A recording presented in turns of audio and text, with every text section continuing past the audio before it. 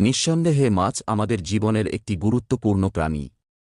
কিন্তু আপনি জানেন কি, মাছের জবান নেই এবং তাদের জীবিত বা মৃত অবস্থায় খাওয়া হালাল। এর পেছনে রয়েছে একটি রহস্যময় ইতিহাস। একবার হজরত আলীকে একজন প্রশ্ন করেন, হে আলী, কেন মাছের জবান নেই এবং কেন তারা পানিতে বসবাস করে? হজরত আলী উত্তরে বলেন, মাছেরও একসময় জবান ছিল এবং তারা কথা বলতে পারত। কিন্তু নিজেদের ওপর অন্যায় করার কারণে আল্লাহ তাদের জবান কেড়ে নিয়েছেন।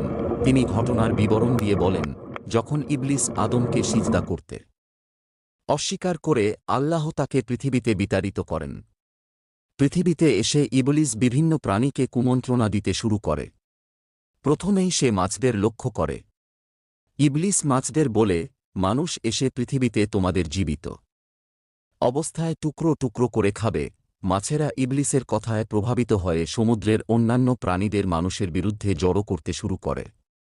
তখন আল্লাহ মাছের জবান কেড়ে নেন এবং তাদের স্থলে চলাচল বন্ধ করে দেন। সেই থেকেই মাছ শুধু পানিতে থাকে এবং কথা বলতে পারে না।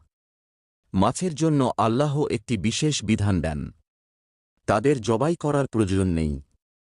জীবিত বা মৃত অবস্থায়ও তাদের খাওয়া হালাল করা হয়েছে। আল্লাহ পবিত্র কোরআনে বলেন, দুই সাগর এক ধরনের নয়। একটির পানি মিষ্টি, আরেকটির পানি লোনা। প্রত্যেকটি থেকে তোমরা তাজা গোশত আহার করো। এখানে তাজা গোশত বলতে মাছকেই বোঝানো হয়েছে। হাদিসে মৃত মাছ খাওয়াও বৈধ ঘোষণা করা হয়েছে, আর ইহরাম অবস্থায়ও মাছ শিকার করার অনুমতি দেওয়া হয়েছে। মাছ আল্লাহর এক মহান সৃষ্টি, যা আমাদের জীবনের জন্য সহজলভ্য ও পুষ্টিকর খাদ্য।